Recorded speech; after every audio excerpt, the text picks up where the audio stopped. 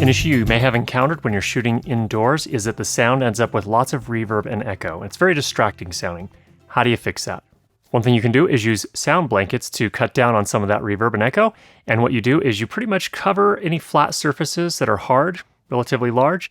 Any of those surfaces need to be covered, whether that be hard floors, countertops if you're shooting in a kitchen, any walls if you can. Ceilings are harder, but you can also throw the blankets on the floor. Here's one example.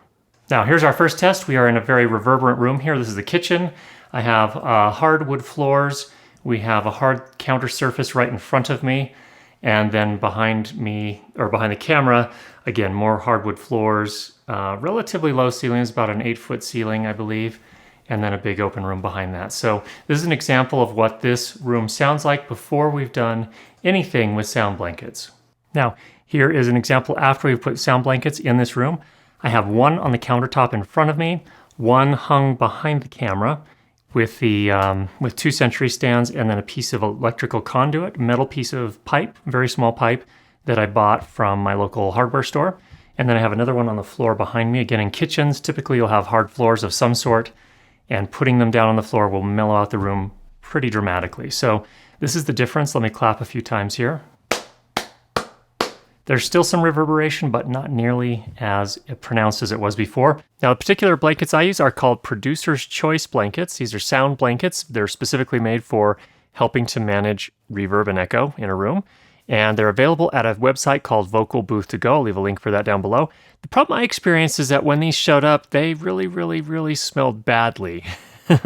I contacted them asking what the smell might be and whether they were treated and how to kind of get rid of that smell. They never responded, so I set out to solve that problem myself. What I did is I washed each blanket 3 times with lots of detergent, distilled vinegar, baking soda, also hung them out on clotheslines out in the sun. So after 3 to 4 washes, each of those blankets were definitely usable again. They didn't smell like they did and didn't make my skin itch and make everything really uncomfortable.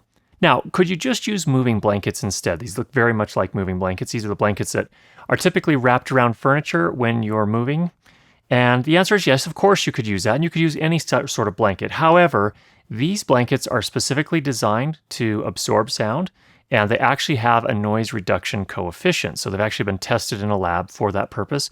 Mainly they're going to cut down on high frequency sound, so that's going to be, again, anything that's probably above about 1 kilohertz to 2 kilohertz.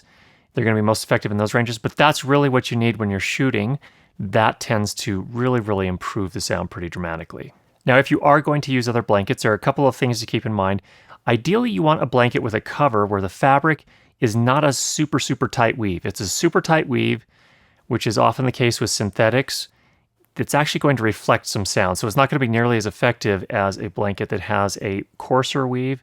Typically, a natural fiber can actually absorb sound better, and they're less likely to reflect that sound. These blankets are extraordinarily heavy. They do, because of that, and because they have a fabric on the outside that is porous, it does a very good job at reducing reverb and echo. Now, how do you hang these blankets? That is a challenge and an art. What I typically do is I'll often use Sentry stands, and I've also bought some of this metal conduit from a hardware store. It's really actually used for electrical installations, but it's very inexpensive.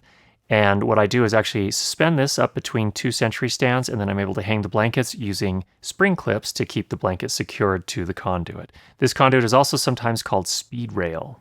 Now, if you don't have 2 Sentry stands, get creative. You can do other things.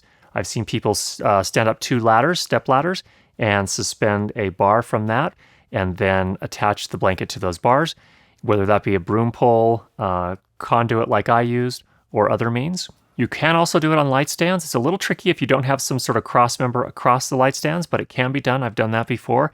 It's best if you can get at least one of them in the middle of the blanket. So maybe use 3 light stands to suspend it across all 3. That tends to work as well, but you just have to get creative. There are lots of ways you can do this. One other note that can be really helpful too, if you're working in a situation where you have several people, the more people you have behind the camera in the same space where you're shooting, the more that actually helps to reduce some of that echo, as long as those people behind the camera are quiet while you're shooting.